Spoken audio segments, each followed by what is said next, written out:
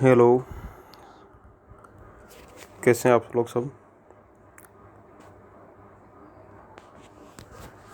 हम muscles physiology पढ़ रहे थे और इसमें मसल्स के जो 3 प्रकार थे, रेखित पेशियाँ, अरेखित पेशियाँ और हृदय पेशियाँ, ये तीनों हम पढ़ चुके थे।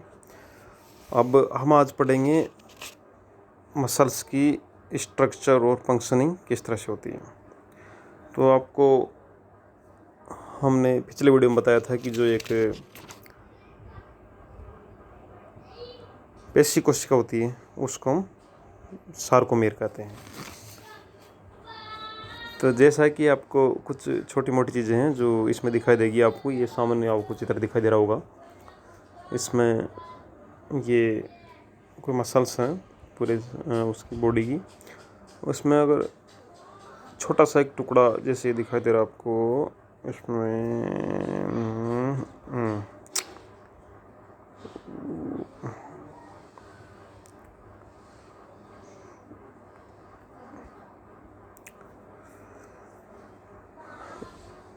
इसमें छोटे छोटे बंडल दिखाई दे रहे होंगे आपको। ये बीजो शेप दिखाई दे रही है। इसमें आप किताब खोल के पढ़ेंगे तो ज़्यादा अच्छा रहेगा। तो इनको मसल्स फेसिकुलिज कहते हैं।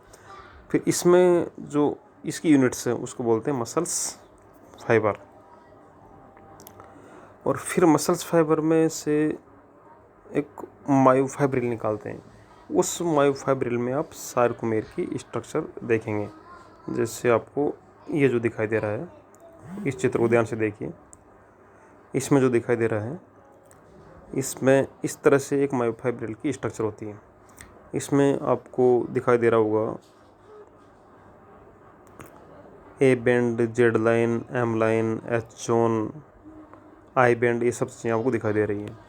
तो सबसे पहले ये ध्यान रखना कि ये दोनों जेड लाइन के बीच में जो क्षेत्र है वो क्या कहलाता है, एक सार्कोमियर या एक पेशी कोशिका। अब इसके 2 तंतुओं से मिलकर बनी होती है कोई पेशी कोशिका। पता है कि एक तो होता मायोसिन और एक होता एक्टिन। मोटे तौर पर एक्टिन थिन फिलामेंट होता है, पतला होता है, और मायोसिन मोटा होता है। तो दोनों जेड लाइन जो हैं उनके बीच का जो इलाका है, ये लिखा हुआ है 23,000 एंगस्ट्रॉम, और इसके ऊपर लिखा हुआ सार्कोमेर। ये एक पेशी कोशिका मसल्स सेल हैं। इसमें क्या स्ट्रक्चर दिखाई दे रही है आपको, एक तो ए बैंड दिखाई दे रहा है। ए बैंड का मतलब है एन आइसोट्रोफिक बैंड, यानी इसमें 2 तरह के तंतु दिखाई दे रहे हैं आपको। ये पतले वाले जो हैं ये तो हैं एक्टिन फिलामेंट, और मोटे वाले जो हैं वो मायोसिन फिलामेंट है। इसलिए इसको एन आइसोट्रोफिक या विषम देशिक क्षेत्र बोलते हैं, बैंड बोलते हैं। फिर इसके ऊपर आपको दिखाई दे रहा है एच जोन। एच जोन में सिर्फ और सिर्फ मोटे जो सूत्र हैं या फिलामेंट वो दिखाई दे रहे हैं। इसमें सिर्फ मायोसिन वाला इलाका है, तो इसको एच जोन या हेंसन जोन हम कहते हैं। इसी प्रकार से ए बैंड और जेड लाइन के बीच में एक इलाका है जिसमें सिर्फ थिन फिलामेंट है, और ये सिर्फ यहाँ पे एक्टिन पाया जाता है। तो इसको बोलते हैं आई बैंड या आइसोट्रोपिक फिलामेंट, यानी समदेशी, यानी एक जैसे बैंड इसमें पाए जाते हैं। तो ये तो एक सार्कोमेर की स्ट्रक्चर कह सकते हैं इसको, और किस तरह से बैंड पाए जाते हैं आपको ध्यान रखना। ए बैंड मतलब anisotropic band, H band मतलब हेंसन जोन जिसमें सिर्फ मायोसिन मिलेगा, और आई बैंड जिसमें सिर्फ एक्टिन फिलामेंट मिलेंगे। याद ये रखना कि जेड लाइन के बीच का जो इलाका है 23,000 एंगस्ट्रॉम, ये एक सार्कोमेर होता है, पेशी की एक यूनिट होती है जिसे हम सार्कोमेर कहेंगे। हाँ, इस चित्र में आप देख सकते हैं, ये थोड़ा ज़्यादा अच्छा चित्र है कि एक ये पेशी का बंडल दिखाया हुआ है, इसमें से एक मायोफाइब्रिल निकाला है। फिर मायोफाइब्रिल का आपको डायग्राम दिखाया गया है। इस डायग्राम में अच्छे से कलरफुल तरीके से डिफ्रेंशिएट किया गया है कि ये 2 जेड लाइन हैं। जेड लाइन के बीच का इलाका सार्कोमेर है, और सार्कोमेर के जस्ट नीचे जो सार्कोमेर लिखा हुआ उसके ठीक नीचे लिखा हुआ एच जोन। एच जोन का मतलब है जिसमें सिर्फ मायोसिन पाए जाते हैं ना। और इसमें ए बैंड नीचे देखो, ए बैंड है, ए बैंड में एन आइसोट्रोपिक यानी एक्टिन और मायोसिन दोनों मिलेंगे यानी, और आई बैंड में सिर्फ एक्टिन मिलेगा। इसमें बहुत अच्छे से दिखाई दे रहा है इसको आप। हाँ, ध्यान से देखें, साथ में किताब भी रखें तो ज़्यादा अच्छा समझ में आएगा, क्योंकि इसमें जो मैं वीडियो बना रहा हूँ इसमें सिर्फ डायग्राम है, थ्योरी नहीं है। तो आप या तो पहले वीडियो देखें या फिर थ्योरी पढ़ें तो ज़्यादा ठीक समझ में आएगा। ये हो गया, ये हो गया, ये हो गया। और देखते हैं कि पेशी संकुचन की जो फंक्शनिंग किस तरह से होती है। अब आपको ये सामने जो डायग्राम दिखा दे रहा है, इसमें सबसे ऊपर दिख रहा एक जोन, और एक जोन ये है न्यूरॉन्स। आपको मालूम है कि हमने तंत्र वाले पोर्शन में पढ़ा था कि न्यूरॉन्स दो तरह की होती है मुख्य रूप से, एक तो मोटर न्यूरॉन और एक सेंसरी न्यूरॉन। सेंसरी न्यूरॉन जो है जो किसी ऑर्गन से सेंस को पहुंचाती है मस्तिष्क तक, और उसके विरुद्ध जो कार्रवाई होती है उसको मोटर न्यूरॉन वापस अंगों तक पहुंचाती है।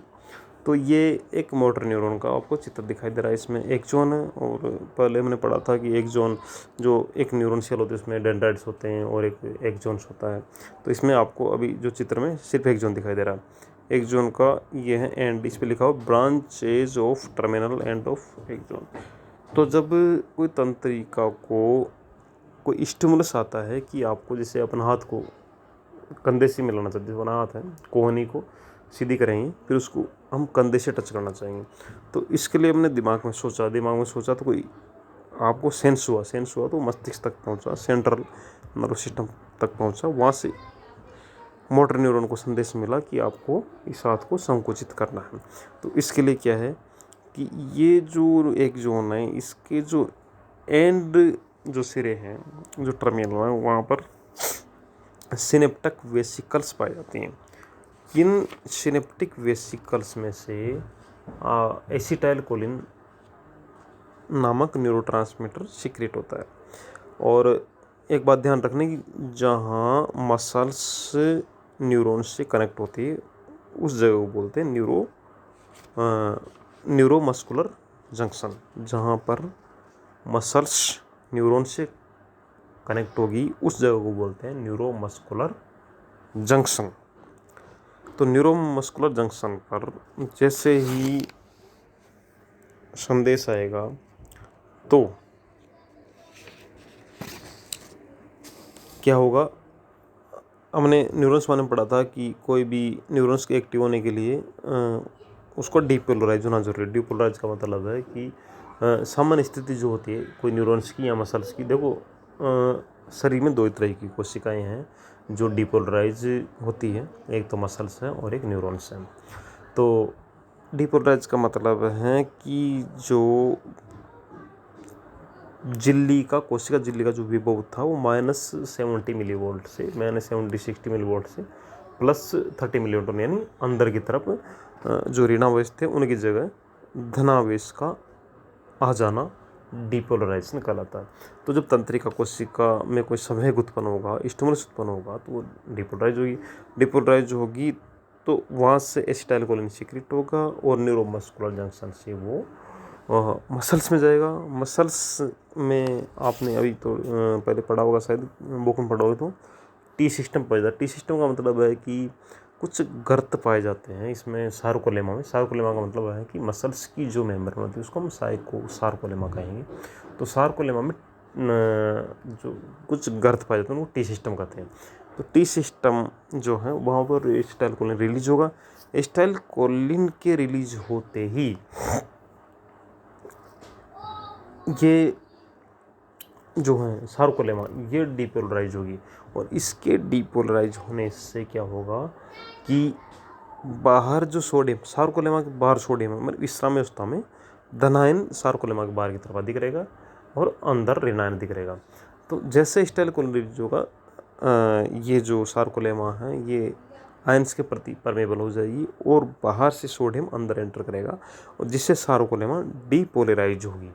सार्कोलेमा डीपोलराइज होने का मतलब है कि सार्कोलेमा मसल्स एक्टिव हो जाएगी। अब इसके एक्टिव होने से क्या होता है कि आप थोड़ा, मैं थ्योरी इसमें दिखा नहीं पाया, आप पढ़ना इसको थ्योरी को।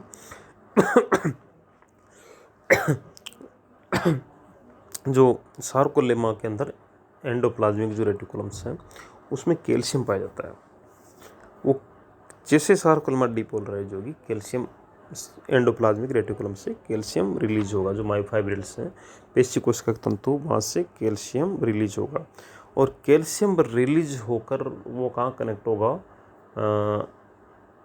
एक्टिन फिलामेंट जो होता है, जिसको हम सेकेंडरी फिलामेंट्स बोलते हैं या थिन फिलामेंट बोलते हैं, उसके ट्रोपोनिन देखो, मैं ये बताना भूल गया था कि प्राइमरी फिलामेंट हम बोलते हैं मायोसिन को, और मायोसिन मोटा होता है, और सेकंड फिलामेंट बोलते हैं हम सामान्यतः एक्टिन को। तो एक्टिन वैसे गोलाकार प्रोटीन है, लेकिन जब इसका पॉलीमराइजेशन हो जाता है तो ये फाइब्रिल प्रोटीन में कन्वर्ट हो जाता है। तो एक्टिन के साथ 2-3 प्रोटीन पाए जाते हैं, एक तो ट्रोपोमायोसिन और एक ट्रोपोनिन, ये 2 इंपॉर्टेंट है। तो ट्रोपोनिन में 3 तरह की साइट होती हैं, एक तो troponin inhibitor site and troponin calcium binding site, और एक ट्रोपोनिन TN ट्रोपोमायोसिन साइट। तो ट्रोपोमायोसिन साइट से ट्रोपोनिन से जुड़ेगा, इनहिबिटर साइट से वो जो इनहिबिशन करेगा एक्टिन को मायोसिन से जुड़ने का, एक्टिन को मायोसिन से नहीं जुड़ने देगा। और ट्रोपोनिन C साइट है, वो ट्रोपोनिन को कैल्शियम से जोड़ता है। तो हमने बात की जैसे डिपोलराइजेशन होगा, कैल्शियम एंडोप्लाज्मिक रेटिकुलम जो होगी सारकोमेर की, उससे कैल्शियम रिलीज होगा और वो कैल्शियम ट्रोपोनिन C पर जाकर बाइंड होगा। जैसे ट्रोपोनिन C पर जाकर बाइंड होगा, ट्रोपोनिन C ट्रोपोमायोसिन को परमिशन देगा किसके लिए, कि एक्टिन फिलामेंट मायोसिन फिलामेंट से अटैच करे। अब आपको ध्यान होना चाहिए कि मायोसिन जो फिलामेंट होता है उसमें 2 तरह की ब्रांच होती है, एक तो लाइट मेरोमायोसिन और एक हैवी मेरोमायोसिन।